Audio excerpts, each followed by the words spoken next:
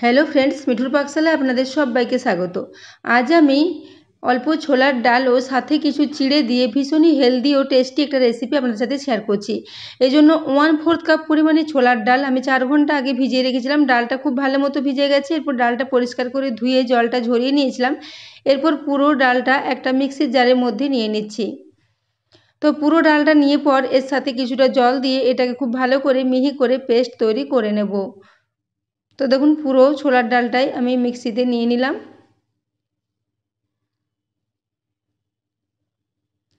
এরপর এখানে কিছুটা জল দিয়ে দিচ্ছি। তো প্রায় 3 চামচ মতো জল দিয়েছি। তারপর এটাকে ঢাকা দিয়ে খুব ভালো করে একটু মিহি করে পেস্ট তৈরি করে নিচ্ছি। তো ডালটা এখন পেস্ট করে নিয়েছি। এরপরে ডালের পেস্টটা একটা পাত্রের মধ্যে রেখে দিচ্ছি। তো পুরো পেস্টটা নিয়ে নিয়েছি। এরপর মিক্সির জারটা ধুয়ে আবারও 2 চামচ মতো জল এখানে দিয়ে দিচ্ছি। জলটা দেওয়ার পর এই পেস্টের সাথে খুব ভালো করে মিশিয়ে নিচ্ছি। চামচে করে এটাকে খুব ভালো করে মিশিয়ে নেওয়ার পর এখানে দিয়ে দেবো চিড়ে। তো মেজারিং কাপ মেপে এখানে 1 কাপ পরিমাণে চিড়ে নিয়েছি। তো চিড়েটাকে আমি পরিষ্কার করে আগে চেলে নিয়েছিলাম। তারপর চিড়েটাকে এখানে নিয়ে নিচ্ছি। তো 1/4 কাপ পরিমাণে ডাল নিয়েছি, ওই সাথেই মেজারিং কাপ মেপে 1 কাপ পরিমাণে এখানে চিড়ে নিয়েছি। তো চিড়েটাকে দিয়ে এই ডালের পেস্টের মধ্যে খুব ভালো করে মিশিয়ে নিচ্ছি। ডালের পেস্টের মধ্যে যে পরিমাণ জল আছে তা দিয়েই চিড়েটা খুব ভালো মতো ভিজে যাবে। তো সেই জন্য এটাকে খুব ভালো করে ভিজিয়ে নিচ্ছি। চিড়ে অনেকটা বেশি পরিমাণে জল টেনে নেয়, তার জন্য যে পরিমাণ জল দিয়েছি তা দিয়ে চিড়েটা খুব ভালো মতোই মিশে যাবে। তো দেখুন চিড়েটাকে প্রথমে ডালের পেস্টের সাথে খুব ভালো করে মিশিয়ে নেব। তারপর এখানে দিয়ে দেবো অল্প পরিমাণে সুজি। তো এখানে আমি সুজি নেব প্রায় 1/4 কাপ পরিমাণে। 1/4 কাপ সুজি দিয়ে এর সাথে আবারও খুব ভালো করে মিশিয়ে নেব। তো দেখুন এই জন্য সুজিটা এখানে দিয়ে দিচ্ছি। সুজিটা দিয়ে এই পেস্টের সাথে খুব ভালো করে মিশিয়ে নেব। তো এখানে আর জলের ব্যবহার করতে হবে না। যে পরিমাণ জল আছে তা দিয়ে সুজি ও চিড়ে দুটোই খুব ভালো মতো ভিজে যাবে। তো এই জন্য এটাকে খুব ভালো করে আগে মিশিয়ে নিতে হবে। তারপর এটাকে কিছুক্ষণ ঢাকা দিয়ে রেস্টে রেখে দেবো, যাতে সব কিছু খুব ভালো মতো মিশে যায়। তো দেখুন এই জন্য এটাকে খুব ভালো করে মিশিয়ে নিচ্ছি। তো বন্ধুরা, আজকের রেসিপিটা যদি ভালো লেগে থাকে তাহলে অবশ্যই বন্ধুদের সাথে একটু শেয়ার করে দেবেন এবং রেসিপি ভালো লাগলে একটা লাইক করতে ভুলবেন না। তো দেখুন এটা খুব ভালো মতো এখন মিক্স করে নিয়েছি। তারপর ঢাকা দিয়ে কিছুক্ষণের জন্য এটাকে রেস্টে রেখে দিচ্ছি, প্রায় 10 মিনিটের জন্য।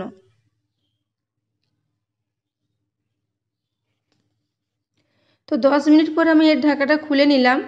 এখন এটাকে দেখে নেব চিড়ে ও সুজি এই ডালের পেস্টের মধ্যে কীরকম মিশেছে। তো দেখুন এটা খুব ভালো মতো মিশে গেছে, খুবই নরম হয়ে গেছে এবং মিশ্রণটা খুব নরম আছে। এটা একদমই বেশি শক্ত হয়ে যায়নি, সেজন্য এখানে আর জলের ব্যবহার করতে হবে না। তবে এটাকে আগে খুব ভালো করে একটু হাতে করে মিশিয়ে নিলাম। তো দেখুন এটা খুব ভালো মতো এখন মিশে গেছে। তো এর সময় আমি এখানে আবার কিছু সবজি নিয়ে নিচ্ছি। তো সবজির মধ্যে নিয়েছি একটা ছোটো সাইজের গাজরকে টুকরো করে কেটেছি, একটা ছোটো সাইজের টমেটো নিয়েছি, একটা ক্যাপসিকামের অর্ধেকটা ক্যাপসিকাম নিয়েছি, ওই সাথে কারি পাতা নিয়েছি প্রায় 12 থেকে 13টা কারি পাতা কুচিয়ে নিয়েছি, ওই সাথে 2টো কাঁচা লঙ্কা নিয়েছি। এরপর সমস্ত সবজিগুলো এখানে দিয়ে দিচ্ছি। সবজিগুলো নিয়ে নেওয়ার পর এর সাথে কিছু মশলা দিয়ে দেব। তো সমস্ত সবজিগুলো এখানে আগে দিয়ে দিলাম। তবে এখানে কারি পাতার পরিবর্তে আপনারা কুচনো ধনেপাতার ব্যবহারও করতে পারেন। এবং ঝালের জন্য আমি এখানে 2টো কাঁচা লঙ্কা দিয়েছি। আপনারা বেশি পরিমাণে ঝাল পছন্দ করলে এখানে আবারও 2টো কাঁচা লঙ্কা মিশিয়ে নিতে পারেন। তো দেখুন এরপর সবজিগুলোকে একটু ছড়িয়ে দিলাম। তারপর এখানে কিছু মশলা নিয়ে নেব। তো সবার আগে এখানে দিয়ে দিচ্ছি স্বাদ মতো লবণ। তো প্রায় 1 চা চামচ পরিমাণে এখানে লবণ দিয়ে দিয়েছি। এরপর 1/2 চা চামচ পরিমাণে গোটা জিরে দিলাম। ওই সাথে সাদা তিল দিয়ে দিচ্ছি 1 চা চামচ পরিমাণে। এরপর এখানে আমি দিয়ে দিচ্ছি 1/4 টিস্পুন পরিমাণে হিং। যেহেতু ছোলার ডাল দিয়েছি, ছোলার ডালের সাথে হিং দিলে তার টেস্টটা খুবই ভালো হয়। এরপর এখানে দিয়ে দিলাম বেকিং সোডা 1/4 টিস্পুন পরিমাণে। বেকিং সোডা দিলে এগুলো ভীষণই নরম থাকবে এবং ভীষণই স্পঞ্জি মতো রেডি হবে। তো সব কিছু এখানে দিয়ে দিয়েছি, আর কোনো মশলা এখানে ব্যবহার করব না। তো এই কটা শুকনো মশলা দিয়ে এটাকে খুব ভালো করে এভাবে মিশিয়ে নিচ্ছি। তো আমি হাতে করে খুব ভালো করে এটাকে একটু মিশিয়ে নিচ্ছি, যাতে সবজিগুলো এই চিড়ে ও সুজির মিশ্রণের সাথে খুব ভালো মতো মিশে যায়। তো হাতে করে এই জন্য খুব ভালো করে এটাকে মিক্স করে নিচ্ছি। তো বন্ধুরা, আজকের রেসিপিটা যদি ভালো লেগে থাকে তাহলে অবশ্যই চ্যানেলটি সাবস্ক্রাইব করে আমার পাশে থাকবেন এবং পাশে থাকা বেল আইকনটি অবশ্যই প্রেস করে রাখবেন। তাহলে আমি যে কোনো নোটিফিকেশানে ছাড়ি না কেন তা সবার আগে আপনার কাছে পৌঁছে যাবে।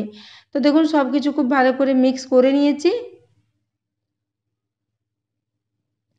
তো আজকের এই রেসিপিটা আপনারা সকালে ব্রেকফাস্টে বা বাচ্চাদের স্কুলের টিফিনে বা বিকেলের দিকে হালকা ফুলকো খিদে পেলে এটাকে বানিয়ে নিতে পারেন।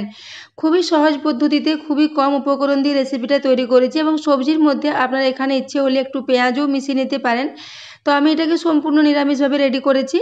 তো দেখুন সব কিছু খুব ভালো করে দিয়ে মিক্স করে নিয়েছি। এরপর হাতটাকে পরিষ্কার করে ধুয়ে নিয়েছি। তারপর একটা ছিদ্রযুক্ত থালা নিয়ে তাতে প্রায় হাফ টিস্পুন পরিমাণে তেল দিয়ে তেলটা একটু ভালো করে মাখিয়ে নিয়েছি। এরপর হাতেও একটু তেল মাখিয়ে নিয়েছি। এরপর এখান থেকে কিছুটা করে মিশ্রণ নেব আর হাতে করে ছোট ছোট মিডিয়াম সাইজের টিকিয়ার মতো করে এগুলোকে একটু রেডি করে নিচ্ছি। তো দেখুন মিশ্রণটা খুব ভালো মতো সেট হয়ে গেছে, খুব বেশি শক্তও হয়ে যায়নি আবার খুব বেশি নরমও হয়ে যায়নি। তো হাতে করে এইভাবে বেশ কিছুটা পরিমাণে মিশ্রণ নিয়ে হাতে করে একটু টিকিয়ার আকারে এগুলোকে রেডি করে নিচ্ছি। তো বেশি পরিমাণে সবজি দিলে এর টেস্টটা ভালো হবে এবং সবজি আমাদের শরীরের পক্ষে ভীষণই ভালো। তাই আপনাদের বাড়িতে যা যা সবজি থাকবে আপনারা তাই তাই দিয়ে এই রেসিপিটা কিন্তু তৈরি করে নিতে পারেন। তো দেখুন এখানে একটা রেডি করে নিয়েছি, এরপরে থালার মধ্যে দিয়ে দিলাম। এরপর আবারও একটা দেখিয়ে দিচ্ছি। এখান থেকে বেশ কিছুটা পরিমাণে মিশ্রণ নেব আর হাতে করে এইভাবে একটু ছোট ছোট টিকিয়ার আকারে রেডি করে নিচ্ছি। তো বন্ধুরা আজকের রেসিপিটা বানিয়ে নেওয়া ভীষণই সহজ, মাত্র কয়েকটা উপকরণ দিয়ে খুব সহজেই এটা রেডি হয়ে যায় এবং এটা সকালের দিকে আপনারা হেলদি ব্রেকফাস্ট হিসেবেও তৈরি করে নিতে পারেন। তো দেখুন এরপর আবারও একটা রেডি করে নিয়েছি। এইভাবে প্রত্যেকটা রেডি করে নেব আর ওই থালার মধ্যে এগুলোকে নিয়ে নেব। তো দেখুন এইভাবে থালার মধ্যে একে একে সবগুলো নিয়ে নিচ্ছি। তো দেখুন এইভাবেই সবগুলো রেডি করে নিয়েছি। এরপর আবারও একটা ছিল সেটাকে এর উপরেই দিয়ে দিলাম। এগুলো কিন্তু একটার সাথে একটা লেগে যাবে না, ঠান্ডা হওয়ার পর এগুলো অটোমেটিক ছেড়ে যাবে। তো এইদিকে আমি গ্যাসে একটা কড়াই আগের থেকে বসিয়ে 1 গ্লাস পরিমাণে জল গরম হওয়ার জন্য রেখে দিয়েছিলাম। জলটা খুব ভালো মতো গরম হয়ে গেছে। এরপর গ্যাসের ফ্লেমটা মিডিয়ামে রেখে এটাকে প্রায় 10 মিনিটের জন্য আমি রেখে দিলাম।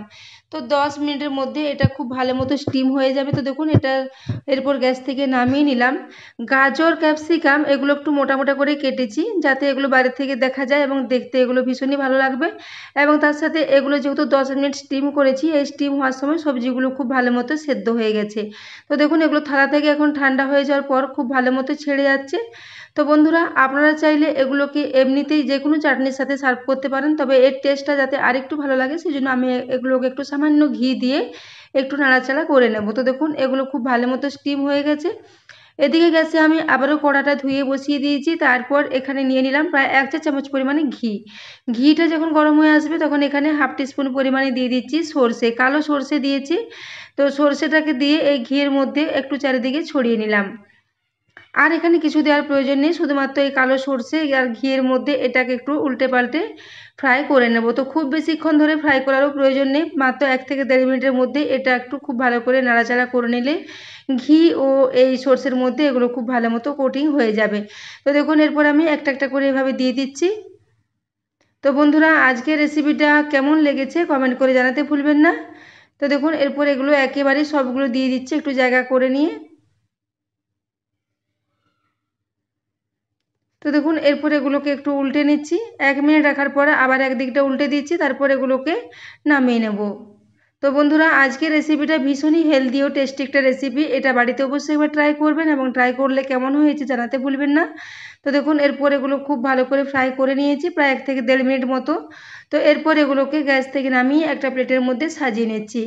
আপনারা চাইলে এগুলোকে যে কোনো চাটনির সাথে সার্ভ করতে পারেন, খেতে ভীষণই ভালো লাগবে। টমেটোর চাটনি, ধনেপাতার চাটনি বা বাদামের চাটনি সব কিছুর সাথে এগুলো খেতে দুর্দান্ত লাগে। তো তারপর দেখুন এগুলো প্লেটে সাজিয়ে নিয়েছি। তো দেখুন এগুলো সবজি দেওয়ার জন্য দেখতে ভীষণই লোভনীয় হয়েছিল। তো এরপর একটা আপনাদের কেটে দেখিয়ে দিচ্ছি। এগুলো ঠান্ডা হওয়ার পরও একই রকম নরম থাকবে, একদমই শক্ত হয়ে যাবে না। তো দেখুন এগুলো খুব সহজেই কেটে যাচ্ছে এবং খুবই নরম ও স্পঞ্জি মতো এগুলো রেডি হয়েছে, যেহেতু এখানে বেকিং সোডা দেওয়া আছে। তো বন্ধুরা আজকের রেসিপিটা এতক্ষণ পর্যন্ত দেখার জন্য আপনাদের অশেষ ধন্যবাদ। আবারও চলে আসবো নিত্য নতুন কোনো রেসিপি নিয়ে। ততক্ষণের জন্য সবাই সুস্থ থাকবেন, ভালো থাকবেন।